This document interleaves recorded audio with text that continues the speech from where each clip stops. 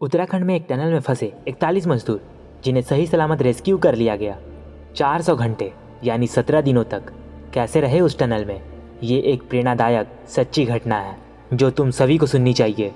तुम बस ये इमेजिन करके देखो कि तुम एक ऐसे कमरे में हो जहाँ रोशनी नहीं पहुँच रही, सांस लेने में घुटन हो रही, खाना पीना कुछ नहीं है तुम्हारे पास, तुमको ये तक नहीं पता कि तुम अगले पल तक जीवित रहोगे या नहीं। ये वाकई में एक बहुत डरावना हो सकता है। 24 घंटे में तुम एकदम पागलों जैसा हरकत करने लगोगे। सलाम है उन सारे श्रमिकों को जिन्होंने हिम्मत नहीं हारी, दिखा दिया दुनिया को कि मुश्किलें चाहे हजार आए, अगर साथ मिल के सामना करे तो उन मुश्किलों को भी झुकना पड़ता है। जिस दिन हम सारे देशवासी अपने घरों में दिवाली की तैयारी में व्यस्त थे, उस दिन यानी 12 नवंबर को एक दुखद समाचार उत्तरकाशी से आया कि कुछ लोग एक टनल में फंस गए।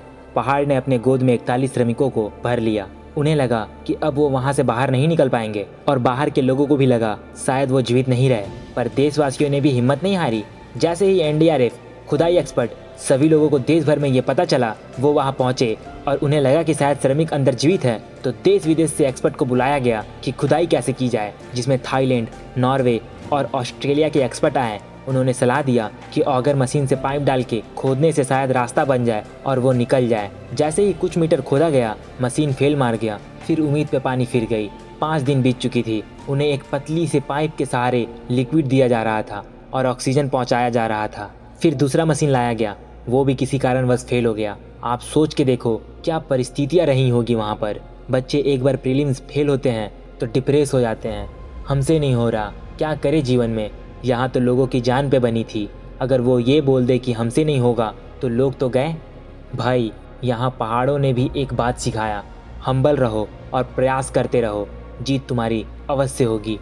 21 नवंबर को जब एंडोस्कोप के द्वारा कैमरा भेजा गया तो पहली श्रमिक वीरों की तस्वीर सामने आई, जो देशवासियों में उत्साह के भाव पैदा कर दिया। अब पूरी देश की नज़र भारत पर थी। जब देखा गया मशीन से खुदाई नहीं हो पा रहा तो रेड माइंस को बुलाया गया, जो चूहों की तरह हाथ से खुदाई करते हैं और आगे बढ़ते हैं। और फिर फाइनली 400 घंटे बाद सारे श्रमिकों को रेड माइंस ने निकाल दिया। यहाँ किसी एक को क्रेडिट नहीं दिया जा रहा, सभी ने मिलकर ये काम किया। देखो दोस्त, ना बोलना, भाग जाना ये सॉल्यूशन नहीं है। एक अलग रास्ता ढूंढना और उस पर चलना, ये सॉल्यूशन है। तुम तो एक दिन अपने दोस्तों से बिना मिले रह नहीं सकते, एक दिन बिना फ़ोन के रह नहीं सकते।